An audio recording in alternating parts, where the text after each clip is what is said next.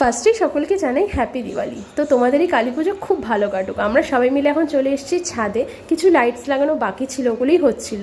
আর এখানে পাড়া হয়েছে গাছ থেকে তেজপাতা, যেগুলো এখানে শুকনো করতে দেওয়া হয়েছে। আর আমাদের যেহেতু এখন নিয়ম সেবার মাস চলছে, তার জন্য নিরামিষের বাসন সব কিছু এখানেই ধোয়া খাওয়া সব হচ্ছে। আর এই হচ্ছে আমাদের রাধাকৃষ্ণ গোপাল। আর চলো তোমাদের একটা জিনিস দেখিয়ে দিই, আমাদের এখানে লাইটস লাগানোর জন্য এটা খোলা হওয়াতে এত পরিমাণ পোকা লাইটসের ভেতর থেকে পড়লো, কোথার থেকে আসলো কে জানে।